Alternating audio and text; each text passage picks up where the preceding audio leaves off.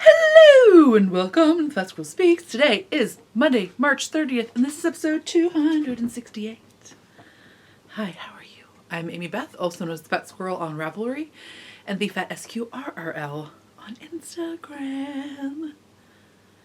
Thank you so much to patrons of the podcast. Because of you, I'm doing a third regular episode this month. What? Most months I try for 2 regular episodes and a bonus, but this month I'm going for 3 regulars because, well, some of you might need some company.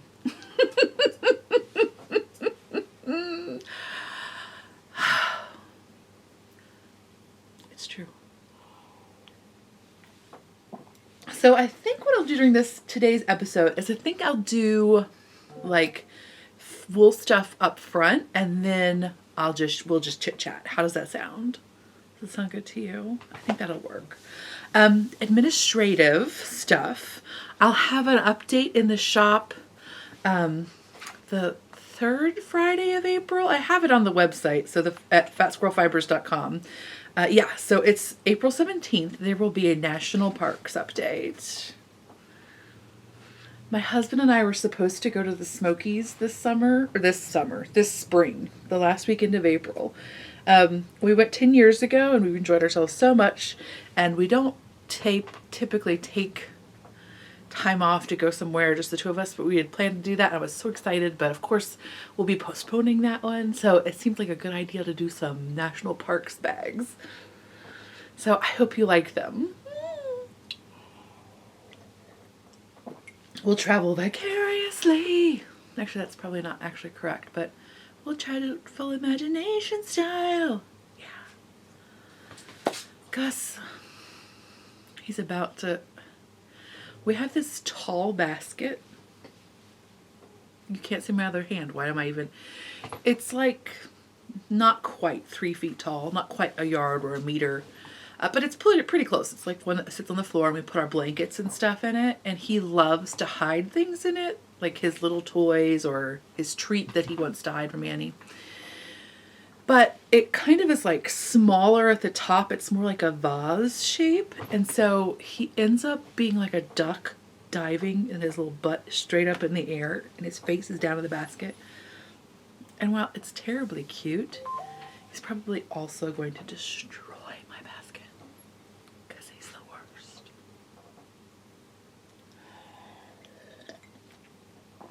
Anyway, so we'll do wool up front and then we'll talk about other stuff. So in spinning, I'll tell you about my hat in a minute if you're like, what is your hat going on? I'll tell you in a minute. In spinning, I finished a couple of things. I finished 4 ounces of Superwash BFL from Into the World. This is their Aurora Borealis colorway. And so I would say it's probably like a bulky. I get about 128 yards. And isn't this just like the best colors? Right. So just did it super chunky, pretty fast. It was fun to do 4 ounces this bulky. And I just love these colors so much. And what I did on this one is usually I'm a fan of spinning like directly from the fiber braid because I like to keep the colors distinct. But this one, it's funny, I actually stripped it down quite a bit. I think so half of the 2 ounces, so I pulled the braid in half, just like thick, not divided it in half, but like if this were the braided fiber, I went like this, not like this. So I pulled it in half, so I had 2 ounces for each ply, and one of them I divided into 4, and then the other one I think I divided into 6. So I was actually trying to blend the colors a little bit, and they're still nice and distinct, but I like them. I think it made it still lots of barber pulling, but I think it blended it a bit more. So yay that. Love it so much. I don't know what Gus is upset about. I think it's because he's trying to look out the window and the curtain is not cooperating. So there's that. And then, right? And then I finished my Moon Kitten Studios. This is Superwash Tarhi. Now this is 200 grams. I bought this at last year's wool gathering in Yellow Springs. And so this, I showed you last time, I think, right? Well, I showed you the other ones. The spinning that I did last time. So she does her braids where they are basically like a progression of color. So there's not color chopped up throughout. It's like, in this case, it was like wine, then chocolate, then, you know. And so the wine is only in that first part. So what I did is I just spun the two braids exactly as they came. And they actually matched up quite well. I was afraid they wouldn't, but they actually matched up quite well. All right, I'm going to stop and come back because I don't know what his problem is. Sorry, y'all. Ducky Momo was trapped in the basket.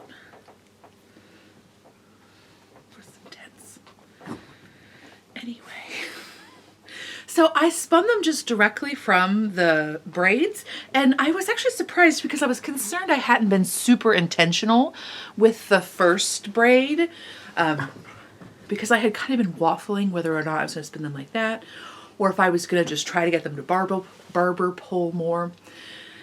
And I was afraid I hadn't been consistent enough in the first braid, but really I only had maybe 7 yards-ish that didn't match up, and everything else was good. So, so yeah, I got, what did I get? About 400 yards out of 200 grams. So it's, I think it's actually worsted. Yeah, I would say it's worsted more than DK.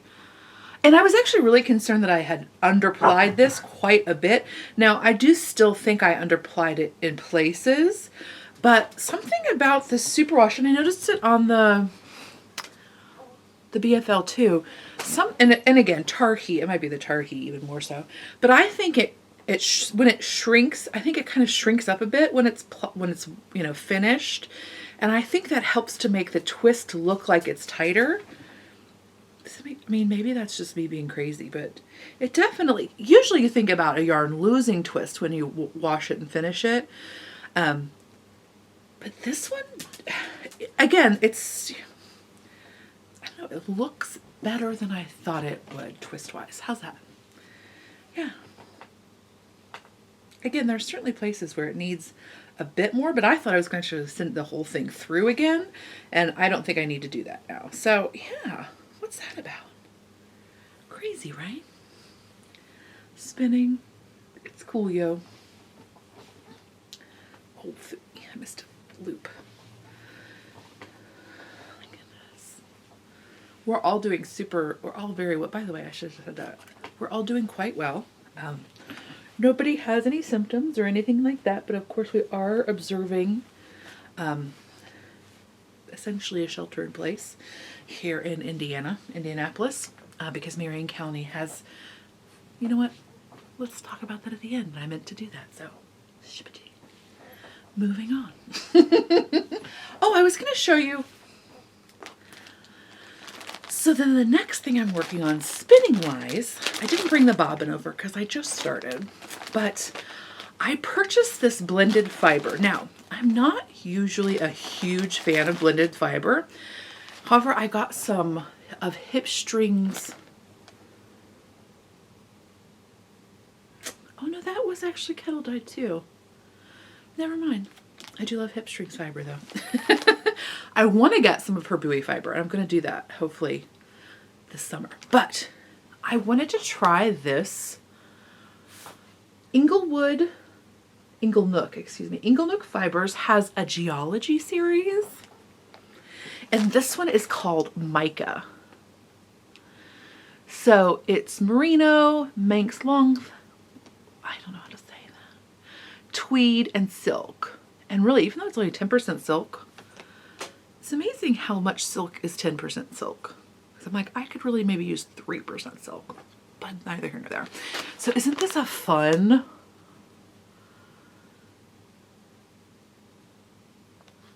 So the sample they had on their website was like, it looked like it was maybe like a chunky spin, and it was very cute. Now mine is spinning, I'm spinning a little bit thinner, probably because of the silk.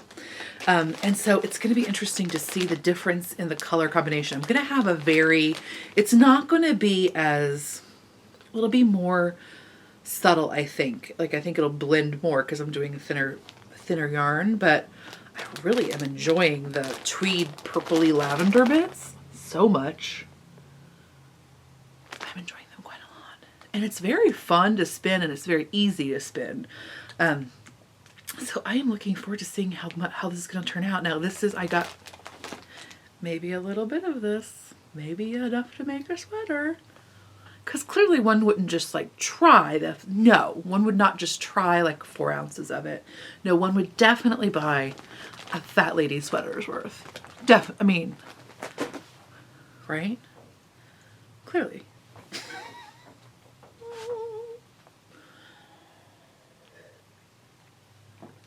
So that's going on with that. And then let's talk about knitting.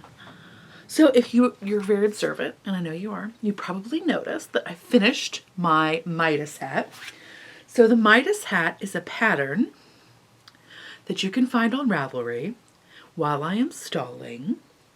And it is a pattern that is written by, oh my gosh, come on phone, work faster, Laura Reinbach. And it is one of my very favorite fingering weight patterns.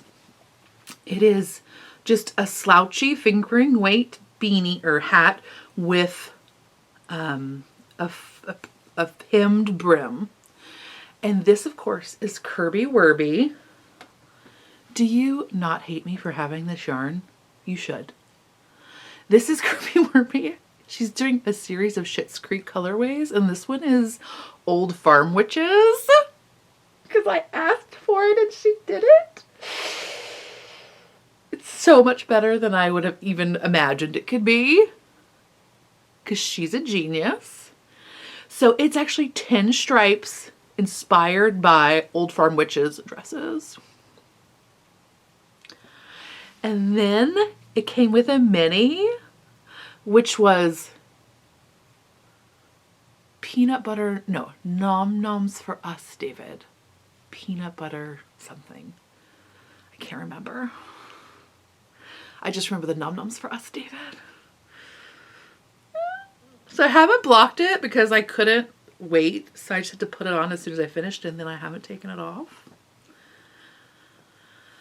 I didn't even know it was going to be like an amazing spring thing. So excited about it. And I have more. I think I have enough to make some littler socks. Look at how much I have left. Oh, isn't it cute? Right. Her face is a genius. So excited. Also, she says, damn, really well.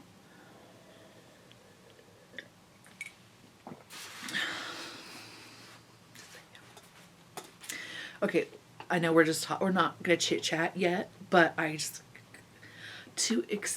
can't explain, but I love the comedian. What is her name? Fortune? Is it Feimster? Femster? Feimster. Anyway, I love her. Sorry, Lala. Anyway, I love her face so much. And she does a character named Branda, whose husband is Tam.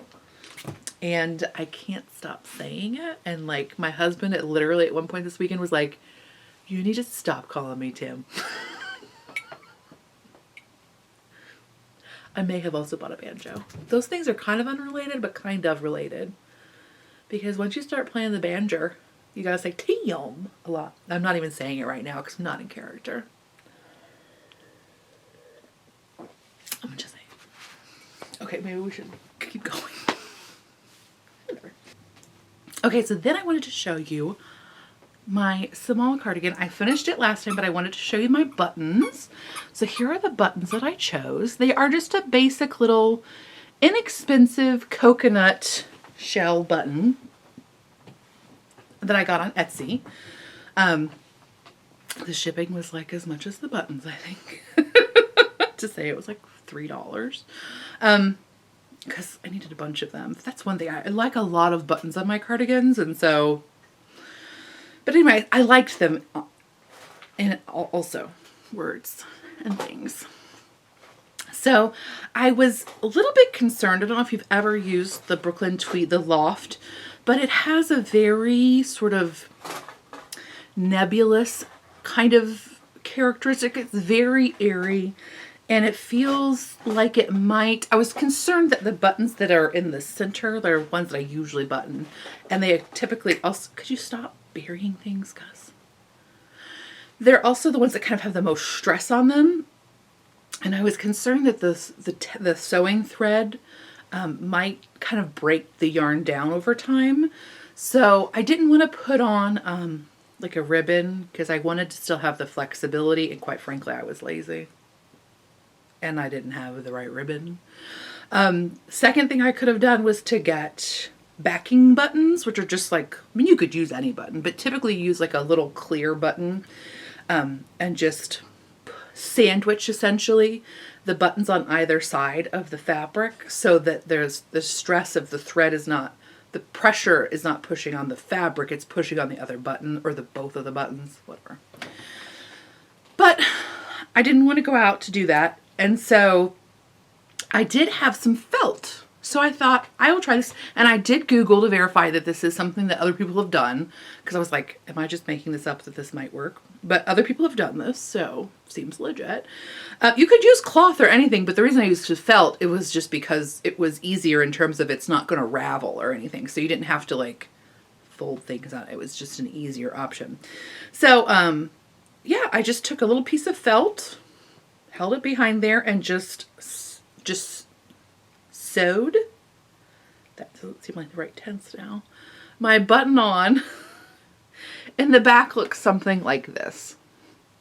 Sorry, the light is not cooperating. There we go. So the back looks something like that. Now, my buttons are not, like the little backs are not all even. I just kind of, what I did is like cut like a half-inch square and then sewed it on and then trimmed it down. And I kind of, at first I thought, oh, I'll make little circles and like it's really hard to cut circles perfectly out of felt. I shouldn't say that. It was harder than I was willing. It was more effort than I was willing to put into it. Just to cut the circles out of felt. So and then I kind of liked them being all wonky. And again, it's on the inside of my cardigan anyway, but I kind of liked it. And then I did want to sew an extra buttons in case I lose these, because that would definitely never happen. On the very bottom button, I did put an extra on and just sewed it that way. So that's how you do it if you had like backing buttons, is you would just put both the buttons together and sew it on. There's that. Isn't it beautiful? So gorgeous. And it's fingering weight yarn, so I can still wear it. Just saying, it's very exciting.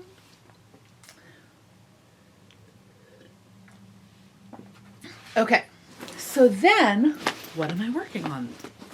I showed you last time that I had started the Azore sweater by, I meant to look that up, by Orlane Sucche. Very bad at things. But it's this one. And it's quite lovely. It has a lot of sizes available. It's top down. She does offer 3 different yokes depending on sizes. Now there's not a huge amount of difference between the sizes. If you're not a bigger person and you've never tried to scale a pattern or thought about that, the reason I say that is because if, for example, if you're a smaller person and your arm size is, let's say it's 8 inches. I don't know what it would be if you were a smaller person, but let's just say. And if my arm size is, say, 12 inches, then if our yoke patterns are the same depth, they're going to look very different on you than they look on me.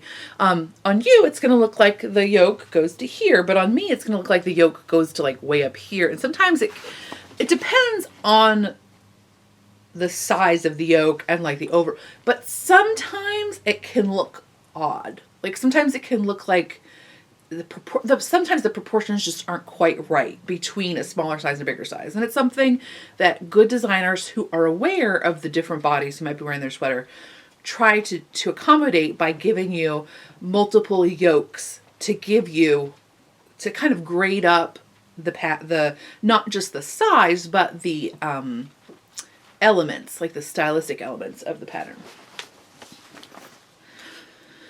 So this pattern it has three different, it has a chart for sizes extra small through medium 2, one for largest through extra large, and one for 2X through 4X.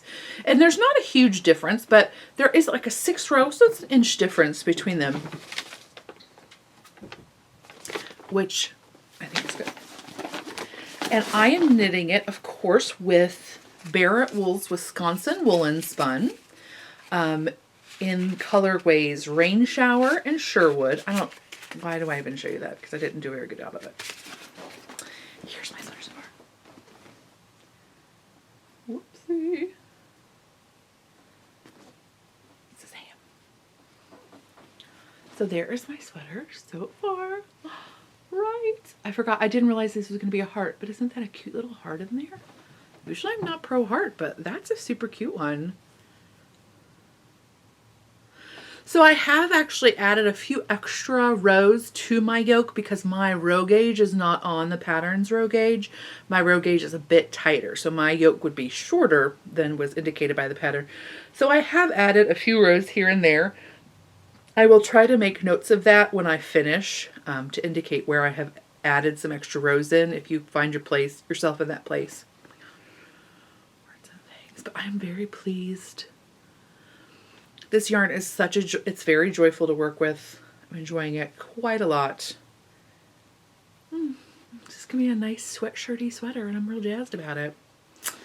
Just saying. And then I cast on a Dotted Rays by Stephen West. I have knit this pattern before as a fade. But I needed something else to work on, because sometimes when the dogs sit on me in the evenings, I don't have enough room for a sweater project where there's like 2 different balls of yarn going, and now that my eyes are getting older, I can't see as well and watch the television. By the way, I think I talked about that a while ago and people suggested many things. Thank you. What I have done is 2 different things. One thing, I pulled out my old progressive bifocals, and sometimes I'll just wear those at night when I'm watching television and they don't make me sick. They only make me sick when I go outside. And they make me car sick, motion sick, whatever. So I've been doing that, or if I'm feeling super fancy, like I'm really trying to get romantic with my husbandy man, I bought a pair of readers and I just put them on over top my glasses. So then I've got my own specs with some little specks under here, doing double glasses. I don't want to drive all of the menfolk wild. So I saved that. But it is an option. Don't worry.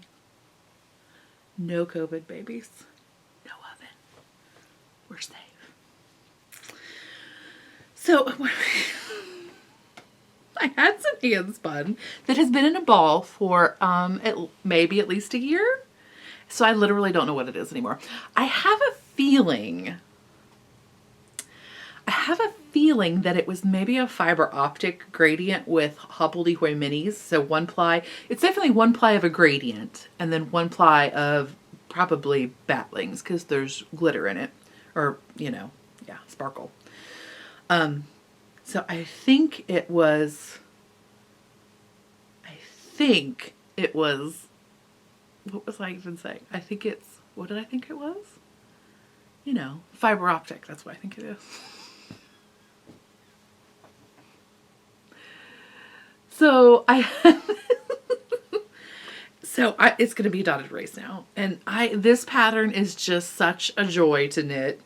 Stephen's patterns are almost always enjoyable to knit, except when you get to the row that has 9,000 stitches and then you're a little bit like, but so here it is so far. And it's super pleasant. Just saying. Just enjoyable. Enjoyable. His patterns are so intuitive. Like, they're so clever, but so intuitive that, you know, I have this pattern because every like chunk I need to look at like what my next short row count is going to be. Like, do I turn it after every 10 rows or after every 12 rows? But that's all I have to have the pattern for. Otherwise it's just beautifully like luxurious. There's no wraps and turns because you have these fun holes that happen at your short row changes. So you don't have to worry about that. You're never like, wait, is it knit 10 stitches before the stitch that's wrapped? Or before the next? You don't have to think, you don't have to wonder. You just knit.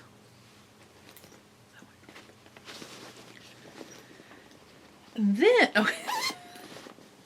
Then I wanted to show you that I mess up stuff a lot. Then I was so excited. I got my Colorwork Club kit from Ysolda. So if you haven't gotten yours, you've seen the pattern because it came as an update, but in case, I don't know.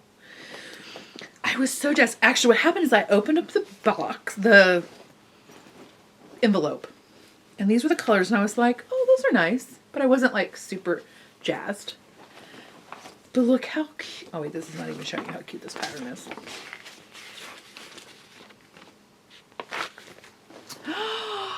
These are so joyous.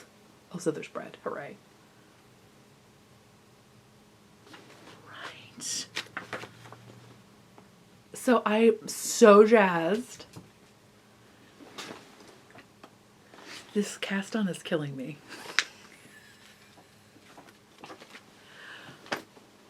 I don't know what it is. I've done Latvian casts on before. I think I've done another braided cast on, but I could be wrong. For some reason, this one took me forever to even figure out how to do it. There's a YouTube video, but the woman who did the YouTube video holds her yarn in her right hand. And for some reason, my brain just, like, I just could not port it over. Like, I just couldn't make it work for my hands. So then I finally figured out what was going on. So then of course that takes like 4 days, right? Because you have to have enough time to like actually sit and concentrate on it. And then I've done it like 4 different times, never the whole amount of stitches, but I've done it like 4 different times and it still looks wonky like every time I do it. I will persevere, but it's gonna be a minute. I told my husband, I was like, I literally cannot remember the last time I had this much trouble with a knitting technique. Now that doesn't mean like, cause I mean, I feel like even when I learned brioche, like there was a point where I was very confused about how to fix it, but never just like an awkwardness, like tension weirdness. Do you know what I mean?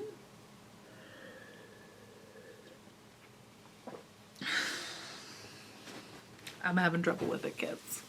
I'm gonna take it. I'm gonna do it. I'm gonna learn to do the thing correctly. But it's gonna take a minute. Oh my goodness. So then that's all the knitting and the spinning and the wooling. So now we're just gonna chit chat. So if you don't want to chit chat, I will totally talk to you later. I hope you have joyous moments in your week, and I hope you are well. I'm sending love to your immune system. That's Gus scaring off the germs. He's very attentive. Okay, so now just for chitty chat and notifications. Okay. So what has been going on? Well, it's been enjoyable. My daughter has been baking quite a bit, which is really fun. I love to bake. I actually don't really like to cook, but I do love to bake. And I just don't bake a lot because the people in my house tend to not eat a lot of baked goods. And so then I eat the remainder of the baked goods. But anyway, it's been fun to see her get interested in it. And to have a good time with it. And occasionally, like, she got really disappointed because she made donuts the other day, but she forgot to put they were yeasted donuts. But she forgot to put the yeast in, and we did not realize it until because I let her just take care of it, to just do it herself, because that's cool, right? Like, you're getting that independence. But she forgot to put the yeast in, and she didn't realize it until she started to fry them and they didn't puff up. And so that was disappointing, but she handled it really well. I was super proud. Baking is a great way to fail, I think. I mean, yes, it's because it is, there are stakes. Like, it actually takes quite some time. You've invested in ingredients, especially at this time when we're not able just to like run out and get whatever we need. Like, so there's commitment involved, and there's, so when you fail, it feels like a failure. It doesn't just feel like, oh, no big deal. I mean, it does feel like, oh, but at the same time, it's pretty safe to fail. So that was good. That was good. And so there's been that. And then there was like, oh, she tried to make meringues, but she didn't realize that she couldn't get any yolk into the whites. And so she was really, this is in the same day, of course. So she was super disappointed, but then she realized that she could make a pound cake with the eggs that she had already invested. So it was really good. Also, we got a pound cake. And then we made the donuts the next day. And then the next day I had to say, you're not allowed to bake anything today.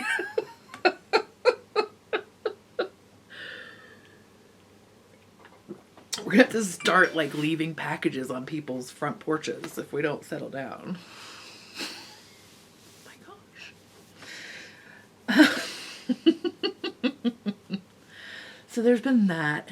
We've been playing board games, which has been excellent. We've played some recent favorites, and then we also picked back up. We lost Pandemic like 3 times in a row. But then she decided, she was like, we're not playing this again until the pandemic is over. And I was like, I think that's a good decision, because it felt, I was like a little too emotionally involved with our losses. And then we played Grand Austria Hotel. We've had that one for quite some time, and we played it when we first got it. But I really like the concept of the game, but she wasn't super enamored at the beginning, but she enjoyed it this time quite a bit. So that was super fun. It's a game in which you have a hotel, and you like have guests come to your hotel, and you have to serve them things, and there's dice drafting, and it's like super intense because the game is not nearly long enough. It's not nearly long enough. So there's this great tension of like, I need wine and coffee, but I also need strudel, and there's not enough cake, and this green guy. It's like that, which is very enjoyable.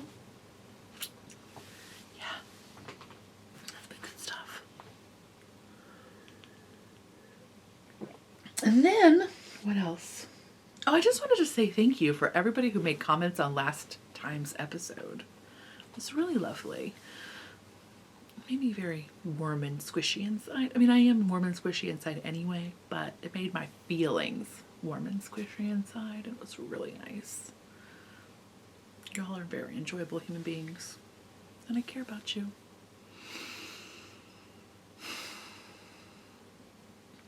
It's true.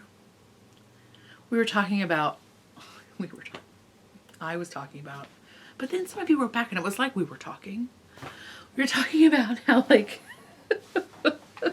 I'm really working to try to believe that everybody's doing their best during these times. And just in general, like I'm trying to make that something that when I feel stressed, or when I feel like I'm judging, or I'm feeling like that need to control, or any of those things. And by the way, I never feel the need to control. That's not true. I feel the need to control other people in the U-Scan line. Usually I don't feel the need to control other people. It's just the unfortunate people who live with me sorry, people who live with me.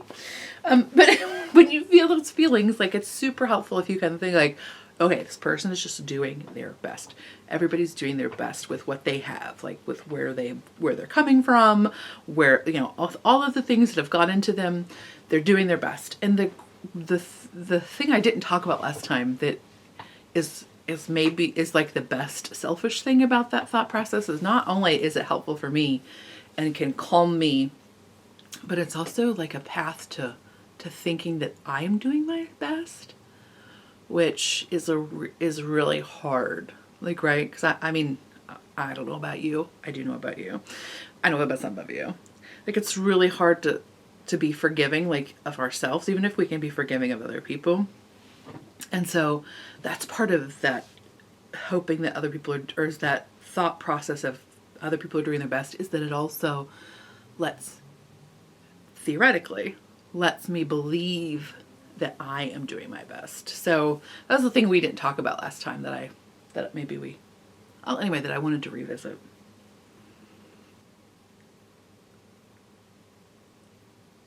So another thing I made this week was, we didn't have, my husband usually takes, well, he doesn't usually, he always takes a sandwich to work with him for his lunch. And he likes a specific store-bought bread, which of course there was no store-bought bread when I went to the grocery.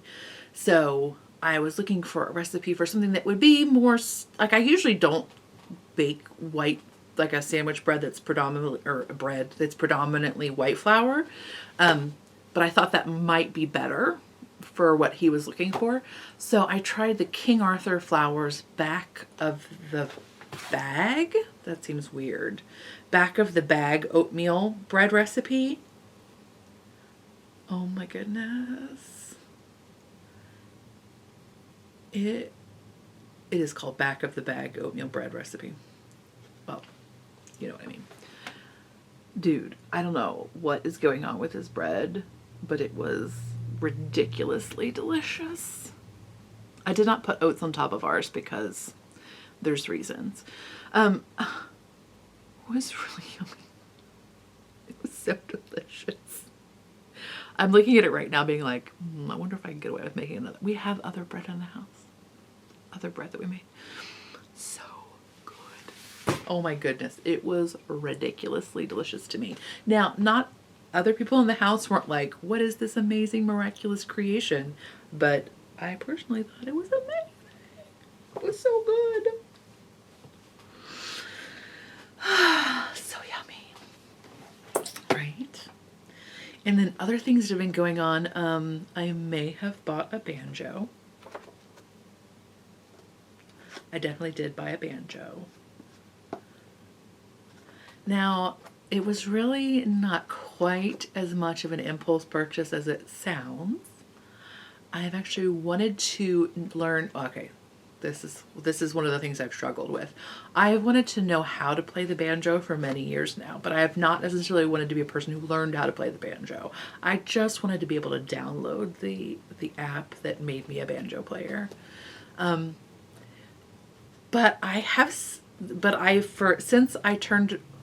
Before I turned 40, I had decided that yes, I could also be a person who could learn to play the banjo. And maybe I would be a person who could enjoy learning to play the banjo. And so for my 40th birthday, I decided I was going to buy myself a banjo. But then, like, things happened and, I don't know, something broke or something and it just wasn't reasonable. So clearly, now was the time to buy a banjo. So I've been practicing my banjo. I am not a musically gifted person. I come from musical people. Like, all of my families have sang in choirs or played piano or both. But not me. So I don't know. Maybe I'm like hoping that there is some sort of talent just deep within me that will at least sort of help me to not be abysmal at this. But whatever. So far, I really like it. I'm really bad at it. It's definitely a lesson in being humble about learning new things that are coordination based. So, like, again, I always tell people who are learning to spin, like, you're not going to be good at this for a while, like for a really long time. You're going to be really bad at this for a while. Like, maybe there's like 1 in 10,000 people who just pick this up like that, but you're probably not that one person. So just get real comfortable with being bad at this for a while. And so that was the place I went into with the banjo, and it's a good place because that's where I'm at. I'm real bad at it.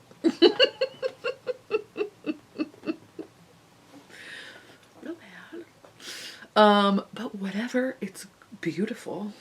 I'm pretty enamored with just the tuning of it. Like, just an open G chord on the banjo is pretty much the prettiest thing ever. So I'm real excited about that. I may never learn to play a chord. I'm working on like just strumming now. As I mentioned, not good at things. But I'm really enjoying it. Hopefully I will continue to enjoy it and continue to work on it. I'm pretty excited about it, to be honest. Don't ask, there will not be a concert. This will be like my deep, dark high school poetry. It's meant just for me and the unfortunate people who are close to me. But it's been really exciting. I'm interested in playing clawhammer banjo. So not like dueling banjos banjo, but more like folky. Like you don't use picks, you just... So it's not like the super intricate scrugs and flat kind of banjo. It's more folksy and more Seegery kind of. Maybe. Really, it's just more clawhammery, which I want to be that person. That'd be so cute. Right. So that's been happening.